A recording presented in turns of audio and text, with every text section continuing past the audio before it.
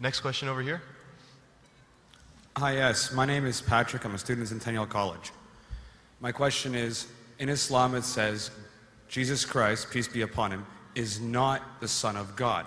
When we are all children of Allah and born of mother and father, for he is only born of a mother, why is he not the Son of God?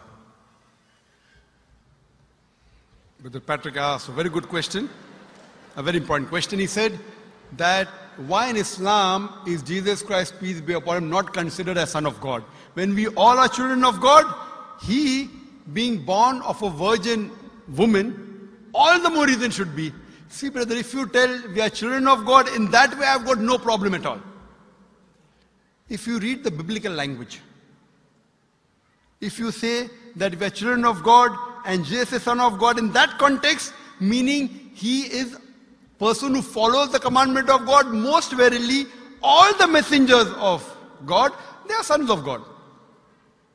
But the problem is, if someone says he is not a normal son, but he is the begotten son, then there's a problem. Because if you read the Bible have got sons, the God has got sons by the tons.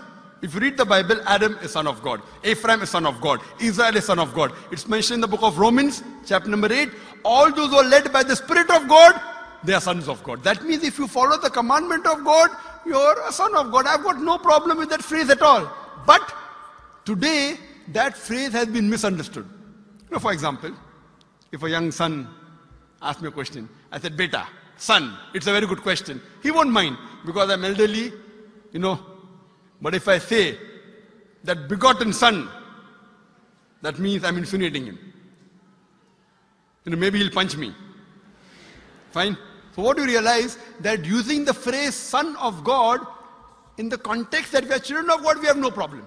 So in that context, all the human beings who follow the commandments of God can be called children of God. No problem. But what the Christian says, that no, Jesus Christ, peace, but it's not a normal son. And he quotes Gospel of John, chapter number 3, verse number 16. For God so loved the world that he gave his only begotten son. Whosoever believeth in him shall not die but have everlasting life. Correct, brother? So do you believe Jesus is the begotten son of God? I do. You believe, fine. Now this verse which I quoted, Gospel of John, chapter number 3, verse number 16, it's from King James Version. For God so loved the world that he gave his only begotten son. Whosoever believeth in him shall not die but have everlasting life. Now when you read the Revised Standard Version of the Bible, revised by Thaidu scholars, Christian scholars of the highest eminence, backed by 50 different cooperating Christian denominations, they say that this word begotten is an interpolation, it's a fabrication, it's a concoction, it's an adulteration. Who's saying? Not Muslims, not Hindus. Thaidu Christian scholars of the highest eminence in the Revised Standard Version of the Bible, they say begotten is an interpolation. It's a fabrication, it's a concoction, and they're thrown out of the Bible. So if you say Jesus is Son of God, like Adam, like Ephraim, like Israel, I have no problem. The moment you say begotten, I want to ask you the question, what is the meaning of begotten? Brother, what is the meaning of begotten? You know, begetting is an animal act. It's the function of lower animals of sex. And when you say that he was born to Mother Mary, virgin, what are you insinuating?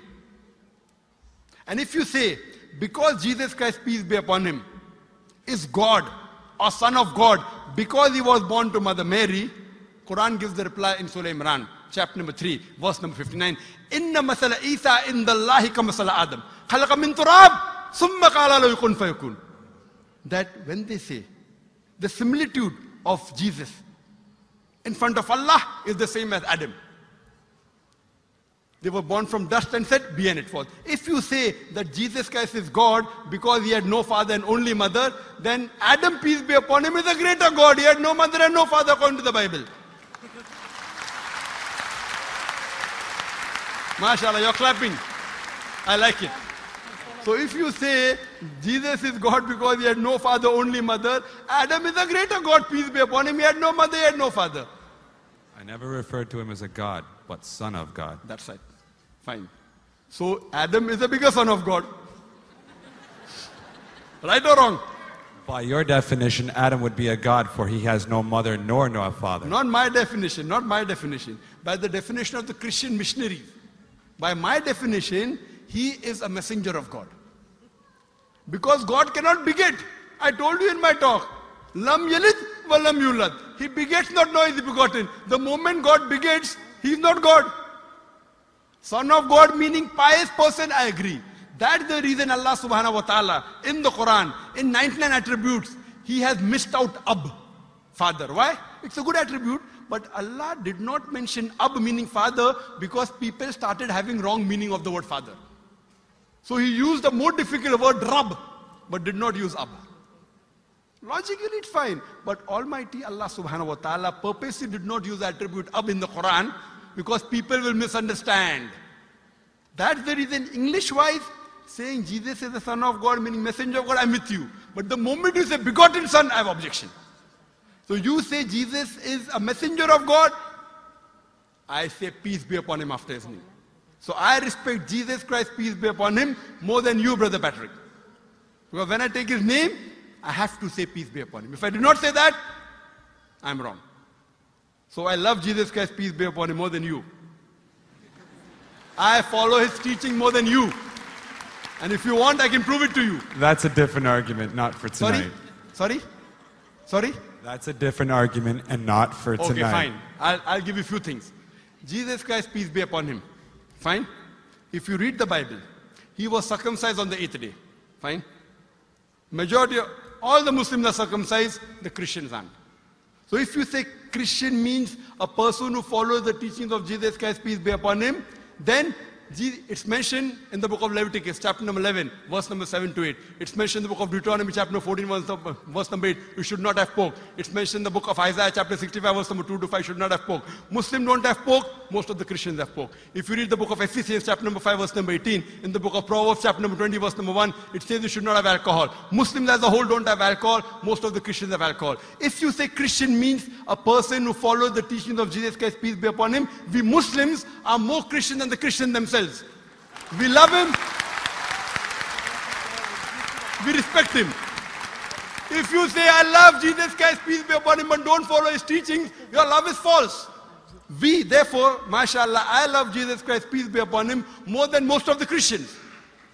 Because I follow his teachings, I respect him, I revere him. And Jesus Christ also said, in the Gospel of John, chapter number 16, verse number 11 to 14, I have many things to say unto you, but ye cannot bear them now. For he, when the Spirit of truth shall come, he shall guide you unto all truth. He was talking about Prophet Muhammad to come.